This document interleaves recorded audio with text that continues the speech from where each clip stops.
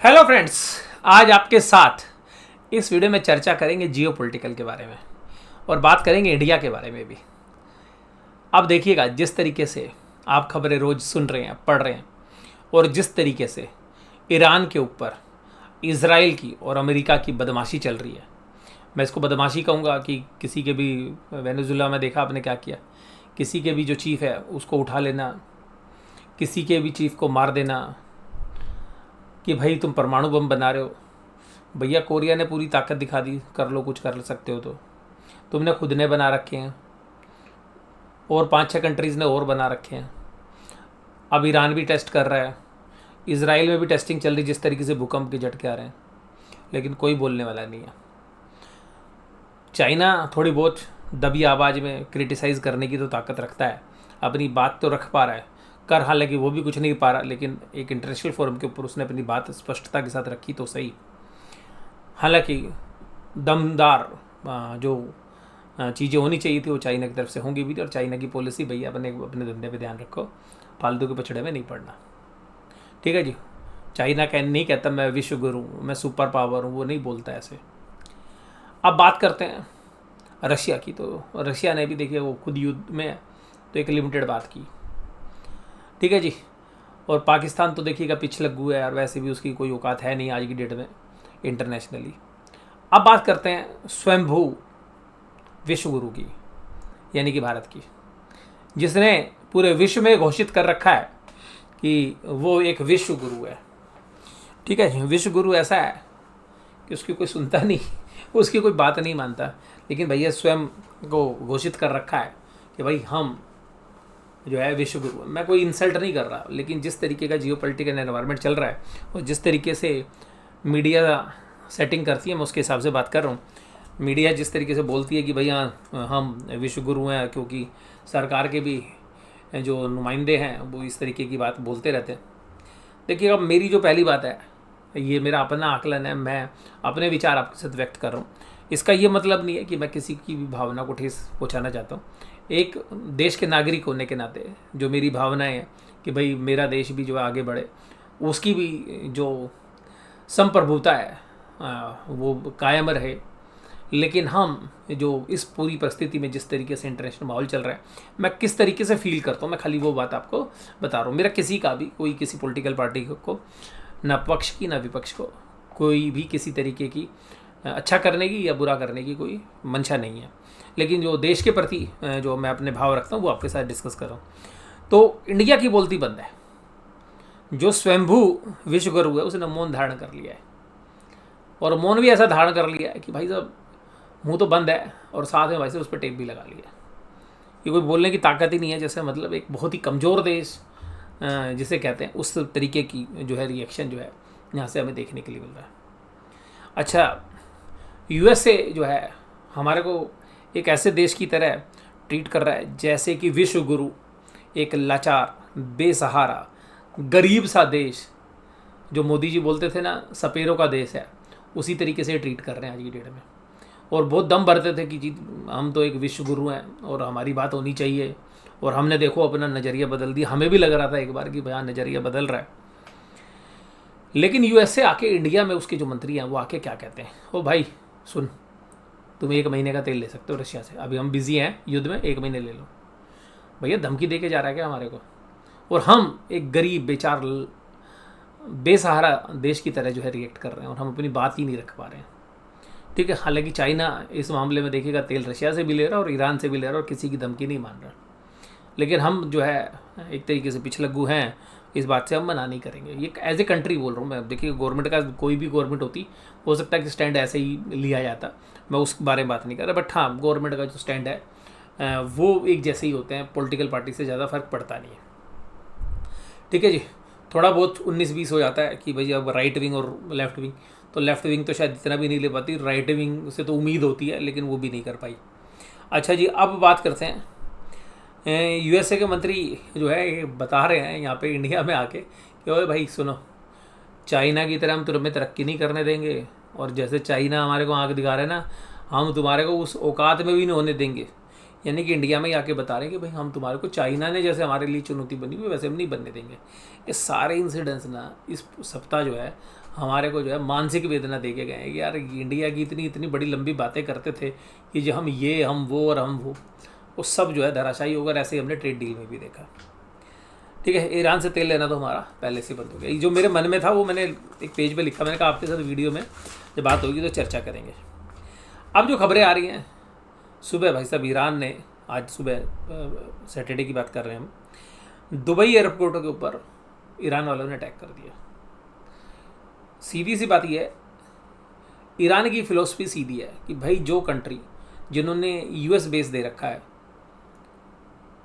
हमारे को चैलेंज करने के लिए, और तुम यूएस के ऊपर डिपेंड हो रखे हो, तो यूएस का जहाँ जहाँ इन्वेस्टमेंट है या यूएस के ऊपर जिस तरीके से प्रेशर डाल सकते हैं, जहाँ पर भी उनके फॉरेन नेशनल्स हैं या जो उनके आर्मी पर्सनल्स हैं या जो डिफेंस पर्सनल है या जो बाकी उनके ब्यूरोक्रेट्स हैं जो पूरे वर्ल्ड में घूमते हैं या जहाँ से वो ऑपरेट कर रहे हैं, युद्ध में भी पार्टिसिपेट कर ही रहे हैं, उन सब पर हम हमला करेंगे। उसमें चाहे वो दूसरी कंट्री है। तो जो दुबई है उसके ऊपर ये जो अटैक हुआ है, इससे टूरिज़्म का माहौल ख़राब होगा। और वो रीज़न सिंपल सा है कि सारे लोग जो मिडिल ईस्ट के जो बाकी नेशंस हैं जो वास्तव में युद्ध में तो पार्टिसिपेट नहीं कर रहे लेकिन आत्मरक्षा कर रहे हैं और जिन्होंने यूएस में बेस दे रखे हैं, उन सबको ईरान कह रहा है भाई देखो मैं तुम्हारे पर हमला नहीं करना चाह रहा, लेकिन मेरी मजबूरी है। ठीक है जी, क्योंकि तुमने उनको पनाह दे रखी है।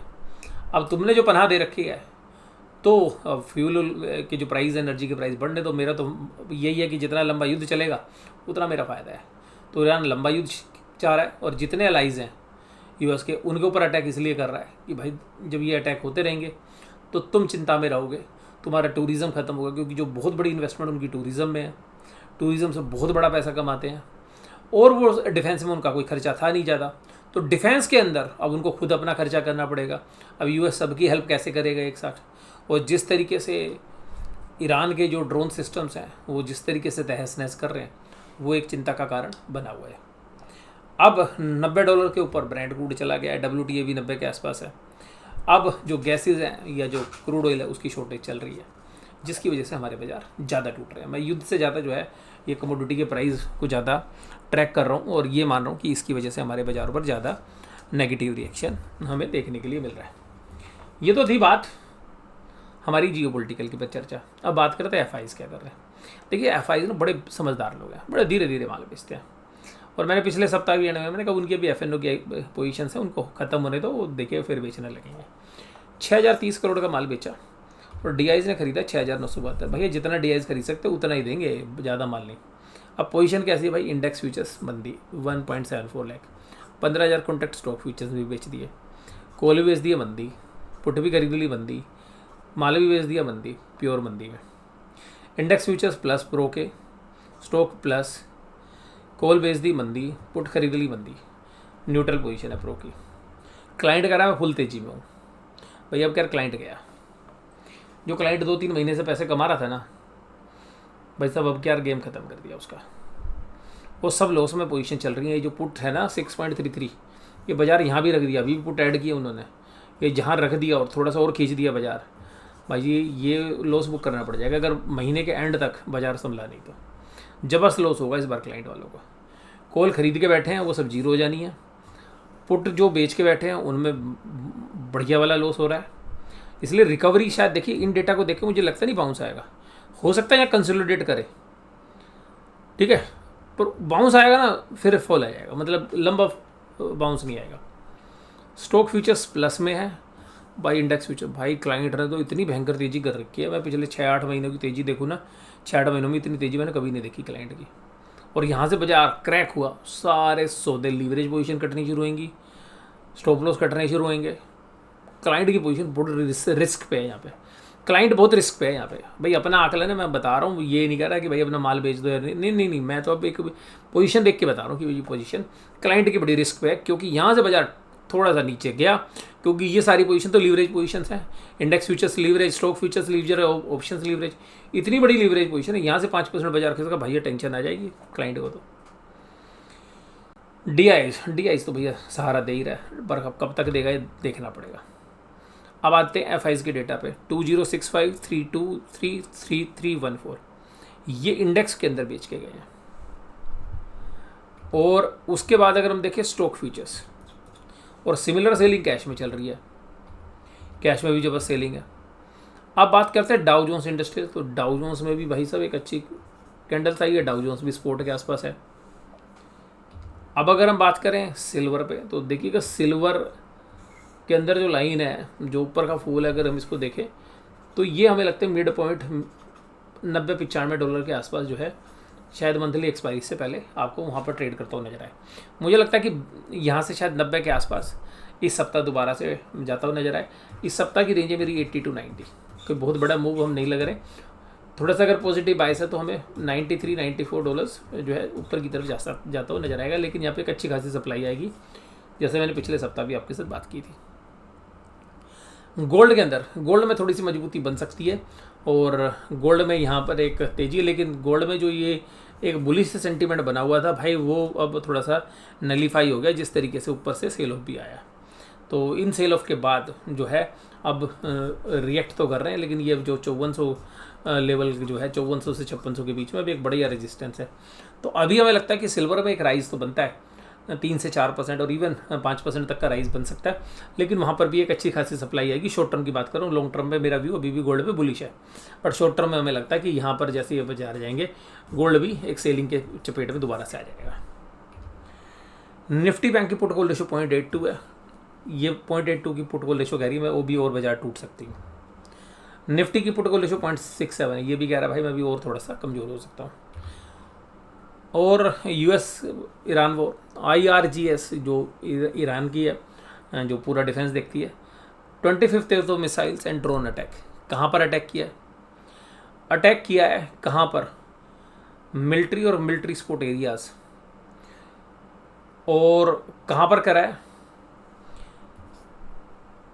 सॉरी, जो है यूएस ईरान वॉर में IRGC ने अनाउंस किया कि 25th wave of missile and drone attacks. In short statement carried by Iranian state media, the IRGC said that the hypersonic Fateh missile और बैलिस्टिक मिसाइल से हमने operation रखे हैं, और ये ईरान की तरफ से बताया गया। तो मतलब चैलेंज तो देने लग रहे हैं ये भी। और ये जो अटैक है ये कहाँ पर है ये मेंशन नहीं है। और इजरायली मिलिट्री कहती है, हाँ इसराइल के अंदर किया, कहते हैं जी कोई कैजुअलिटी हमारी नहीं हुई है।